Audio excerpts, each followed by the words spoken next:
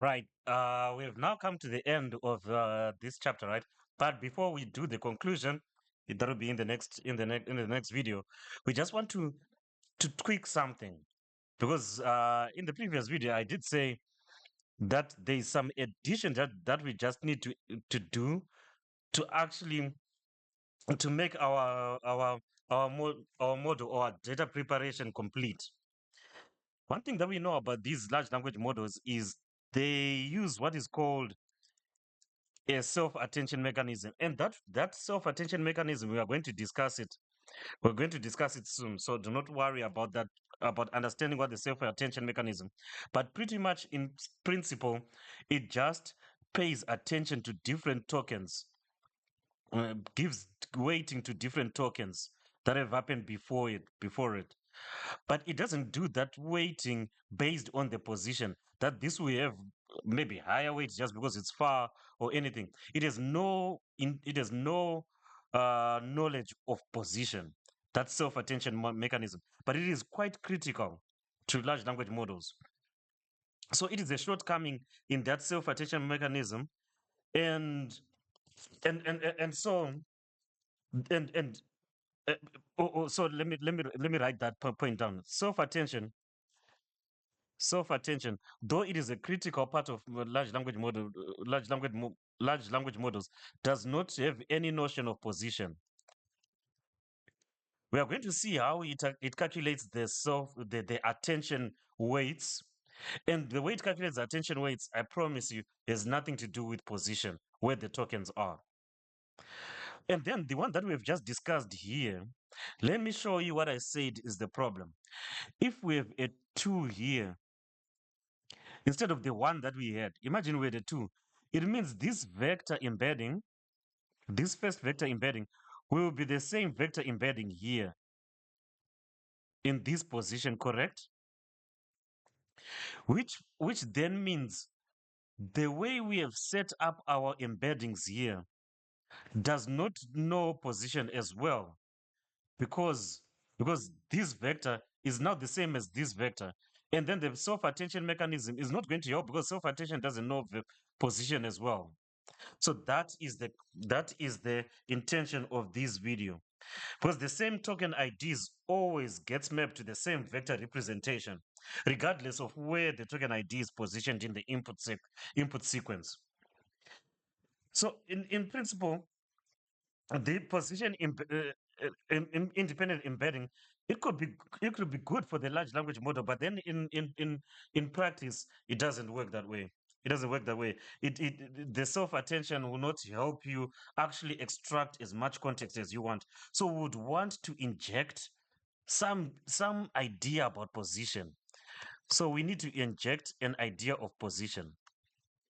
Let's see how we are going to inject that. So let me just delete the whole page because we are done with that, and then we scroll all the way back up. So now we are injecting an idea of position. That's why in this chapter we're talking about positional embeddings. There are two ways to do this. We can do what is called absolute positional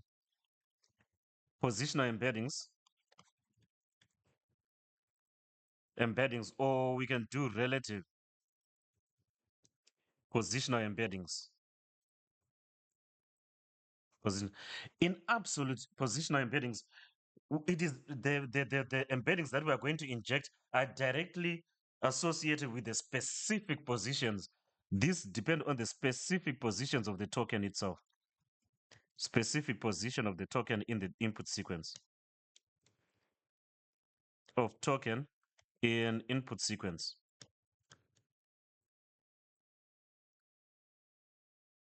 So for example, as a crude example, we're going to see an example just now. But okay, let me wait and I'll give you a good example.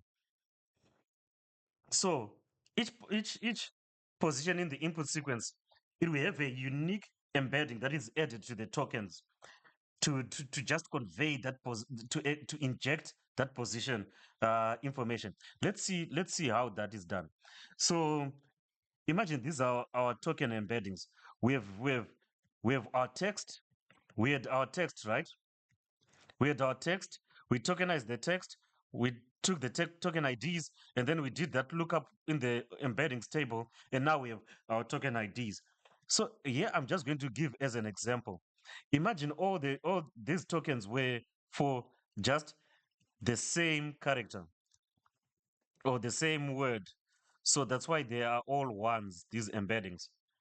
So they have the same one, one, one, because it was just the same word. Yeah. So same word like this, because maybe the input token was and and and and that was the input. Those were the input words that we tokenized with their token IDs, the same token IDs. Of course, when they do the lookup into the into the embeddings, of course they're going to bring up the same embeddings. That's what we are having here, the token embeddings. Now that we have those, what we are trying to do now is to add what are called positional embeddings. Embeddings. Here, here in absolute positional embeddings,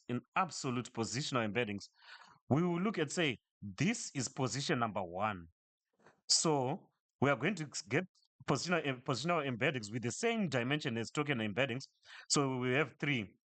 So we'll say, okay, this we are going to add 1.1, and then the next one will be it's token number one, and then this is positional embedding number two. And then for token number one, position number three, like this. And then for token number two, we will add it is token number two, and then two, two, one, and then two, second position, and then token number two, third position or third dimension. I think it's better to say the dimension than to say position. So the same thing happens here. Third token, first dimension. Third token, second dimension, and then third token, third dimension. And we'll have fourth token, first dimension, fourth token, second dimension, and then fourth token, third dimension. And now what we then have, those the result of injecting these positional embeddings in the absolute manner, we are going to now end up with our input embeddings. These become the embeddings that we will use in the training of the large language model. When you add them, you get that this is 2.1, 2.2, 2.3. So for that first token, this is now the input. And for the second end, this becomes 3.1, 3.2, 3.3. Now you see that the embeddings are different compared to when we didn't have these positional embeddings. When we didn't have the positional embeddings, the embeddings were going to have the same value. The input embeddings were going to have the same value. So the model would not have any notion of position. But now we have injected a bit of position 4.1, 4.2, 4.3. And then here it will be 5.1, 5.2, and 5.3. So that's what we have. The positional embeddings, they are added here. They are added to the token embeddings vector to create these input embeddings like we're showing here. The positional embeddings, they have the same dimension as the token embeddings, as you can see. But and this year we created these positional embeddings by using the position of the token that we are embedding here. This was the first token, so they had 1, 1, 1. Second token they had 2, 2, 2. Third token they had 3, 3, 3. Fourth token they had 4, 4, 4, because we are using absolute positional embeddings. Another one is that this relative positional embeddings. The relative positional embeddings is a bit complicated, so we'll not get into much detail because we are going to be using a GPT model, and GPT models they use absolute positional embeddings.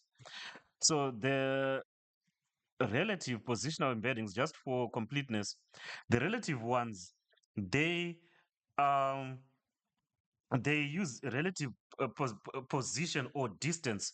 They use distance between tokens.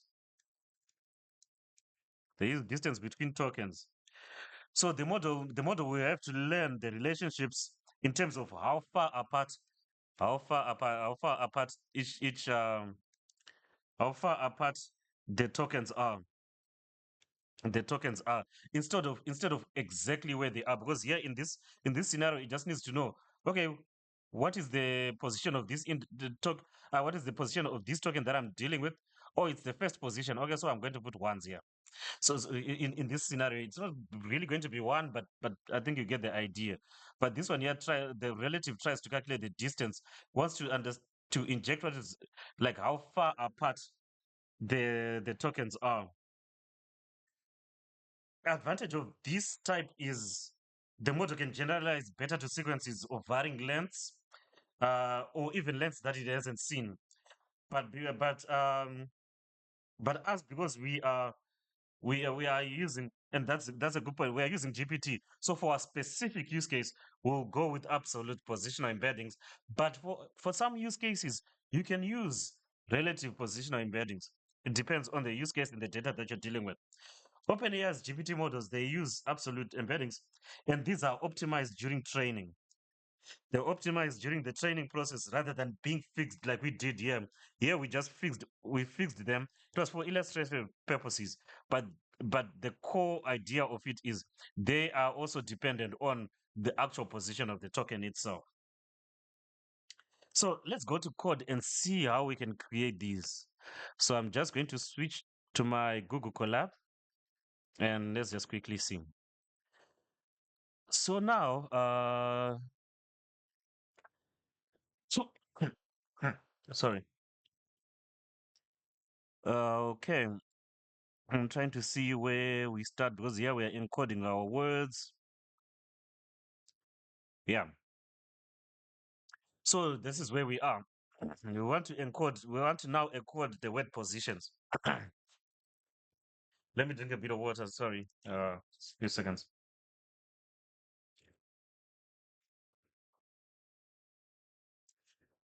Okay. So previously we were using a very small vocabulary. That was just for us to understand what is going on. Because we're going to be using BytePay encoder, it comes with a vocabulary that is 50,257 tokens. So that is the size of that vocabulary. That's what we are going to use to tokenize and all of that. And we are going to also increase our our dimension from, we're dealing pretty much with like three and small values, but now let's do 256. So for our embedding layer, we are going to have an output dimension of 256. And 256, in the grand scheme of things, in large language model terms, it's quite tiny. It's very tiny, because I think the embedding model, dedicated embedding model for OpenAI, the text adder 002, I think it's like 1,500 500 and something. I'm forgetting what it was exactly, what it is exactly, but it's like 1,500 and something dimensions. And then the version 3 of that model, I think it's like 3,000, it's like twice that, 3,000 dimensions. Actually, the one for OpenAI that they did for GPT-3, it had 12,000 dimensions. It had 12,288 dimensions.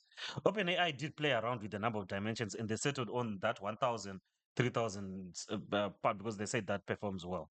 But for our use case here, we do not have the computational power for that OpenAI has. So for illustrative purposes, we just use dimension 256. So now you see that this our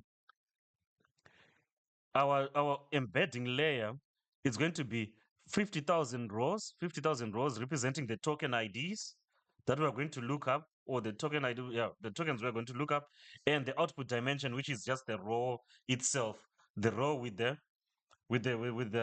weights. And then we just extract to say, oh, I'm looking for index number 2, and then we extract the row, and that will be for that particular input token. I think we explained that well. For now, here, what we're doing here is just our context length that we're going to do.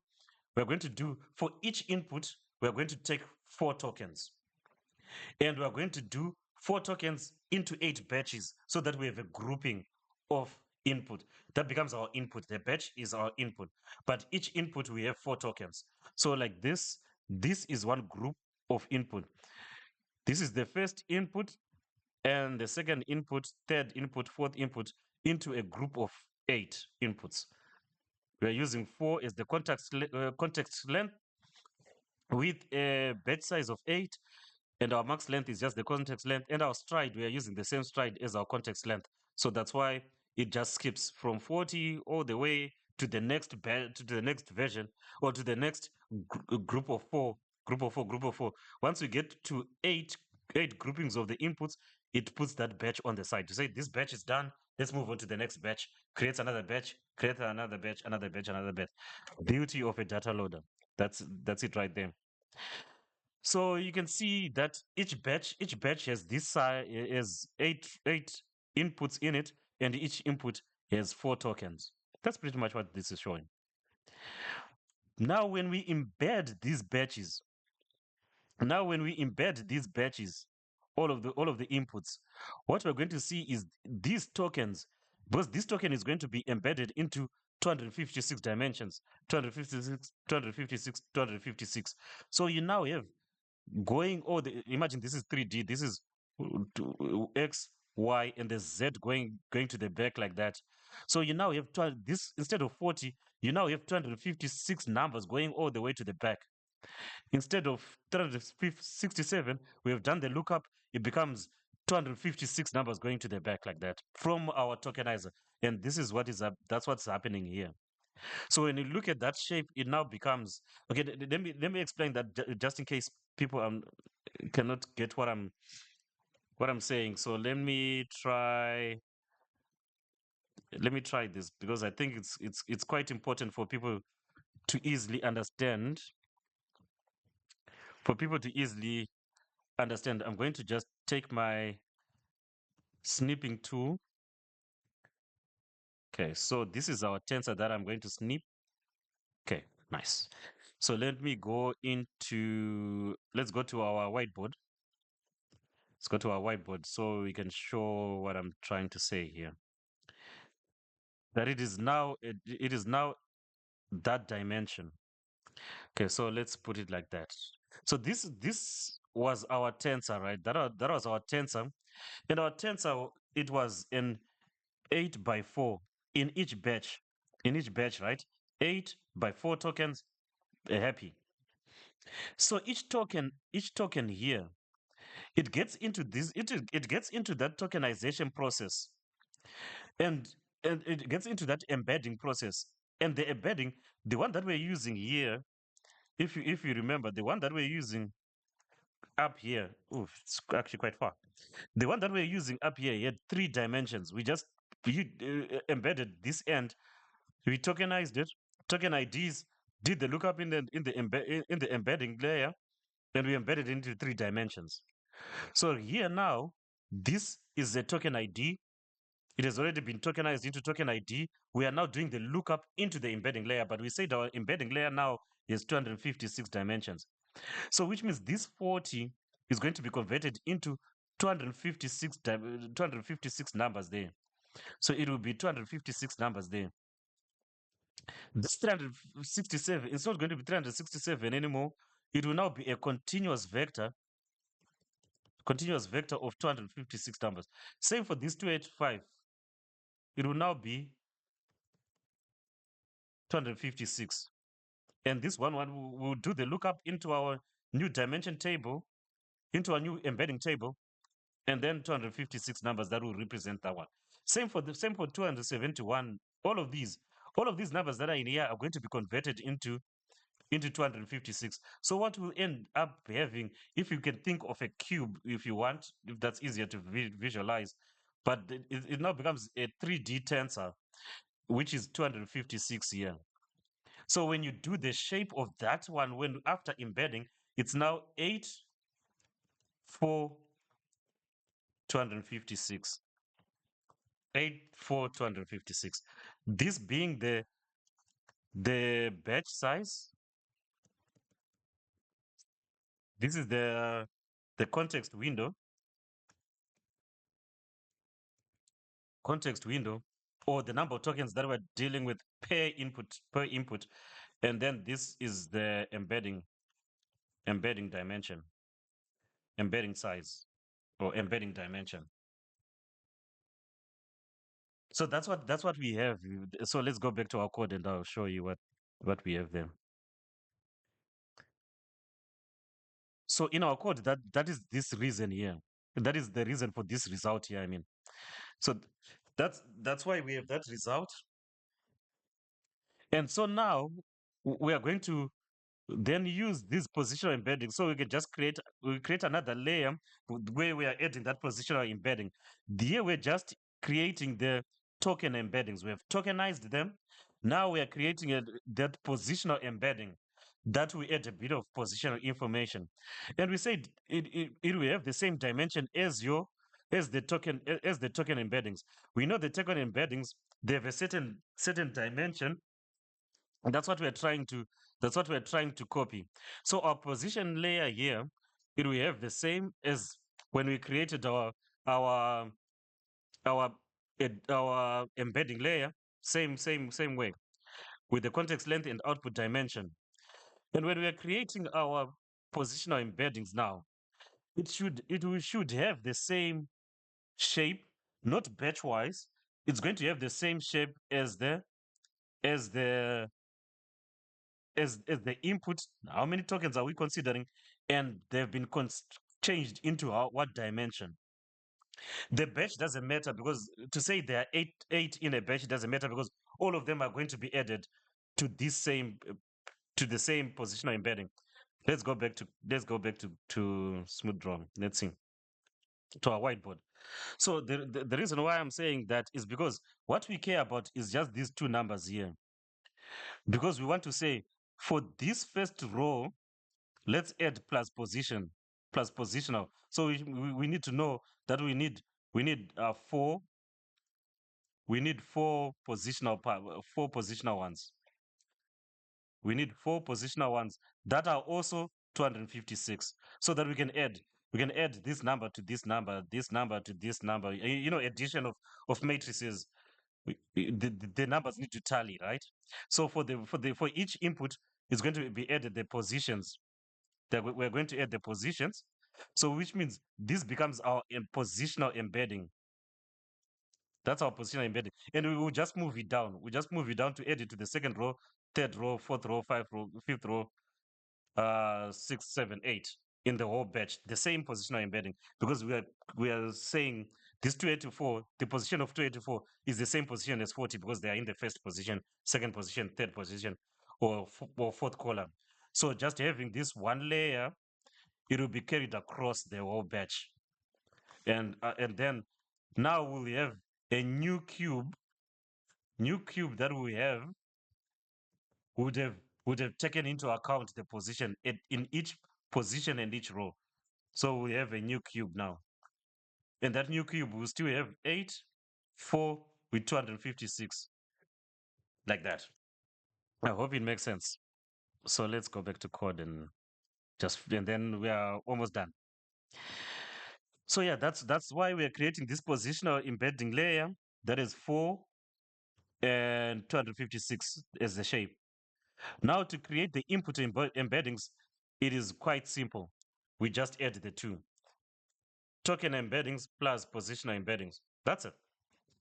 And it is that cube, that orange cube that I just showed you. That is eight rows. If you want 4 columns and 256 in the Z, but this is going to be eight in a batch, eight inputs in a batch, 4, which is the context window, and 256, which is the embedding size. That's pretty much it. So now we have now gotten to this stage here, input embeddings. We first started off with input text, then we embed them. I think it will be good for us to summarize it in that way. So let's summarize in the next video.